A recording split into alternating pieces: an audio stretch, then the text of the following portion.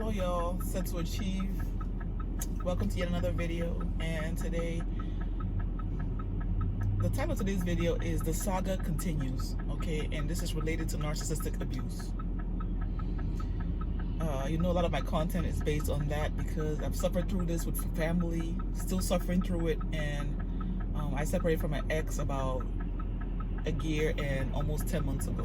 Okay, so how does the saga continue? It continues because when you're dealing with narcissism, in 3/4 of a mile, turn left onto 136th Street. I'm always going to be fighting. Now I'm fighting on behalf of my children.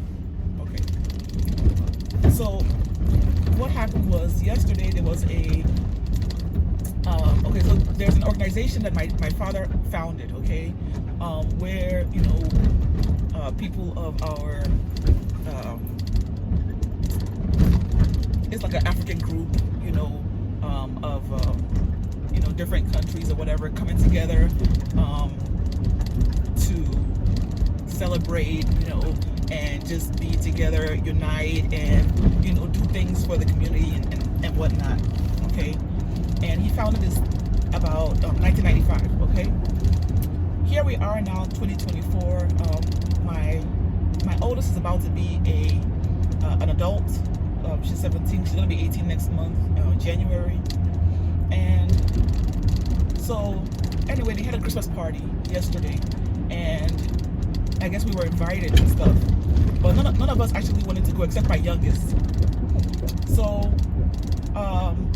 while we were at church, one of our church members is also her friend.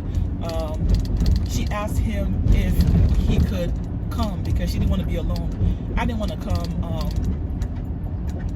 You know, I was like, if she wants to go, fine. Turn left onto 136th Street. If she wants to go, fine, she can, but I didn't feel like going. I just didn't want to be bothered, you know. I didn't want anybody that knew myself and my ex, narcissist, you know, asking her, where is he, how is he doing. I just didn't want to be bothered. I just didn't have that in me to go through that, so I just didn't. In 1.2 miles, turn right onto South Ashland Avenue. And my mother was going to be there, you know, and my mother is a class A narcissist, so I didn't want to see her as well. It's been a lot. The other day was Saturday, today is Monday, so 2 days ago I came home and there she was with my kids. She had brought some food, and I don't trust her, so it's just like, just one of those things that I kind of like quickly greeted her and I went upstairs, and then I went back out, you know. I just talked to my kids a little bit, and then I went back out. So back to the saga. My daughter invited her friend, and my brother agreed to come pick her up, and my father was aware of this. So I didn't go, so I didn't know what was going on. So when she got to the and by the way, my youngest, she's 15, the one that decided to go. When they got to the party, my mother saw that she was with him. She doesn't know him from a can of paint, none of that. And she goes to start attacking my daughter, talking about she's going to end up with a load and be out on the street. So basically saying that she's going to get pregnant, you know, and be out on the street. You know, just saying all these words of attack, really, to her, a 15-year-old. And mind you, my mother's in her 70s. You know, and so she kept doing it over and over again. Like, my daughter would go to another place and she'll meet her there and attack her, and then she'll go to another place, and it got to the point that my daughter started texting me like, hey, can you, grandma, she's really like tripping, like she's like going crazy, like she keeps attacking me, like she keeps saying all these words to me, and like it's getting too much. And I told her, just calm down. You know, everything that she says is back to sender. You know, like, you're blessed. Like, I just was kind of like reinforcing her and calming her, right? I told her to relax, you know, avoid her, and just try to enjoy herself as best as she can. And when she got home, At the next light, turn right. she tells me that my mother also went to the boy and told her, don't ever let me see you come here with her again. Don't ever let me see you come here with her again. And she was scolding him. And my daughter was like she kind of scared him. you know, like it was scary. Like he was like, wow, she's scary, like, you know. And my daughter had given him some kind of like a little bit of background on her, like she's not so stable, you know, and whatever, because of what she has done with me, and with someone I wanted to bring to the house, you know. So she feels like she has that power to be controlling. As old At the as she light, is, turn right onto South controlling Ashland people, Avenue. Then take the lashing first out, left and onto like, Thornton Road. you know. And it, like what she did yesterday, like it really, like, to me it was like, how did they say it, the straw that broke the camel's back. That's what it was for me, because it was just like,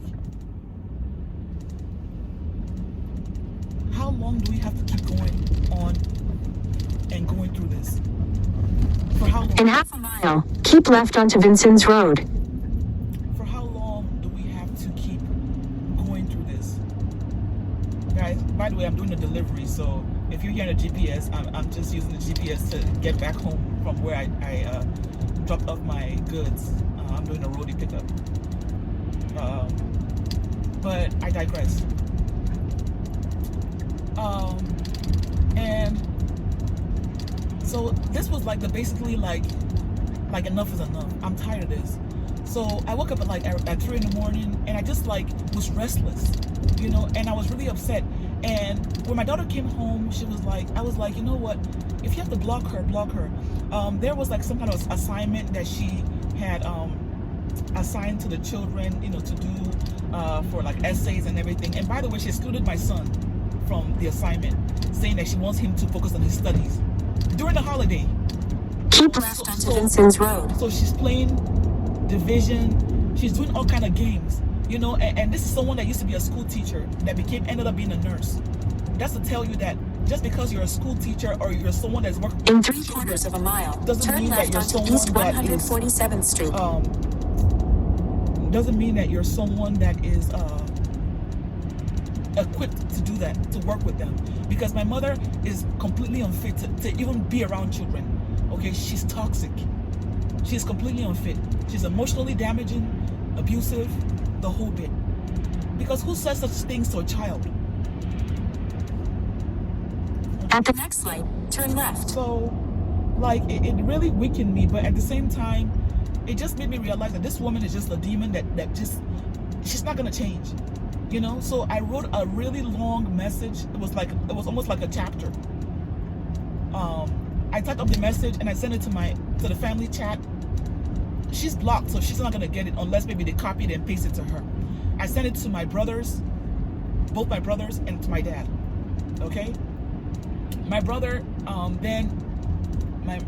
then said that we have to have a family discussion call on this, and I was like, okay, that's fine, okay. And I put a heart on at the light. Turn left onto East 147th Street. Then turn right onto Halsted Street. I'm just here to say that narcissistic abuse, especially when you're dealing with family, you know, at least with a partner, it's like, you know, once you go no contact, you don't have to really deal with them as much. And unless maybe you're co-parenting or whatever, you know. But when you're dealing with family and it's your mother, and you have to still have Thanksgiving occasions, you have to have all this and all that, it's very, very dicey, you know. But one of the things that I said in my long message was that I'm a parent first, and now I'm a single parent, you know, and I have to put the mental health of my children into consideration, and I had to prioritize that, you know, because my sister went down, and my mother she had a big hand in her going down. She's still on all kinds of psychotic medications, and she still lives with my parents. She's not okay, you know. And you don't know how fragile people's mental health is. You don't know. You don't know what people have the capacity to handle. You know what I'm saying? So at the light, turn right onto Halsted Street, then continue straight. She feels okay to go on to other people's children and attack, and she's completely unhinged, you know. And I let them know that, hey, let this woman know not to come to my house anymore. I don't want to come home and she's there. I don't want to come back from a long day and she's, and I don't, because I don't trust her. She's not equipped to be with anybody's child. She's not. She's not. She doesn't know. She has no control over her emotions, and it's going to, because of the fact that she's older, it's only getting worse. Continue onto Halsted Street. Unhinged. Crazy. Okay? And here I am with 3 teenagers. In about 5 miles, My turn older left one has onto blocked her. 187th Street. She kept harassing her about her major, you know, what she wants her to be. She should be a doctor. She should do this. She should do that.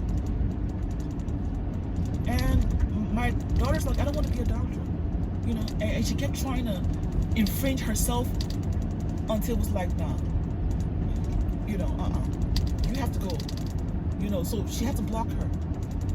She's blocked from my phone, you know, because I have to save my mental health. I need my peace. I'm a single mother at this time. I need my peace of mind to take care of those children. Nobody's gonna do it for me, you know. So I put out the message to my family to let them know that, hey, this is serious now. This woman is completely unhinged and she's crazy, you know, and we cannot allow her to keep on going on and doing what she's doing. You know, when you're dealing with a narcissist, they hit boundaries. They're miserable and they want to pour out their misery on everybody else. Everybody else. It's very heartbreaking and it's very troubling. But it's something that you can't just fold your arms and just let them. Because the more you empower them, the more you allow them, the more you empower them to think that it's okay to keep on doing what they're doing. It's absolutely crazy. You know? And I'm just praying, you know, I'm just putting this out there because I know there's people out here that are going through this right now. You know? You can't wait. Once you see it, you cannot unsee it. Stay in the right 2 lanes. Once you see it, once you see who these people are, you cannot pretend like you don't see it. You cannot unsee the madness. You cannot. Okay? So, I'm still dealing with this. You know, they have us scheduled to come, you know, and I put all the gifts together and I put it in my parents' house because we were supposed to come there for Christmas. But now with everything going on, I don't know how that's gonna go.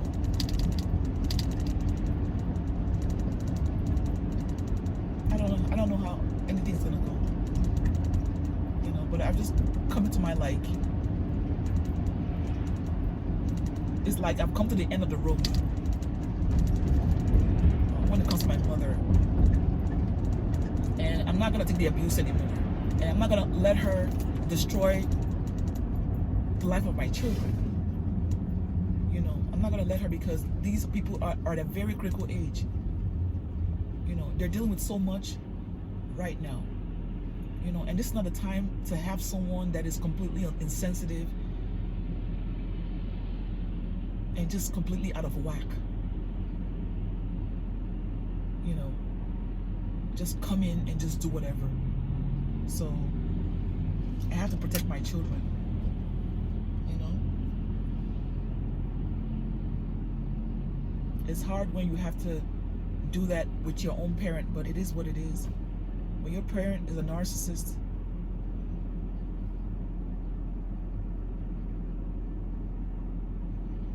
when your parent is a narcissist, it just is what it is.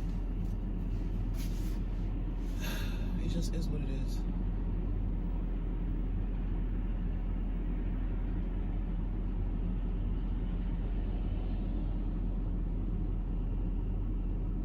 It just is what it is. So, y'all, I'm tired. I'm tired. It's just one of those things. You know, it's just like, wow. You know. So if you are going through this right now with a narcissistic family member, especially a parent, I feel for you, and I pray for more grace over you, and wisdom and discernment and faith to take action, you know, and not just fold your arms and just watch everything fall as it would. Okay, so leave your comments. You know, if you're going through similar situations, you know, you can share your, you know, how you reacted and what you did, and you know what you're going through, because there's other people, including myself, going through this right now. Make sure you like, share, subscribe, leave your comments, and until next time, God bless.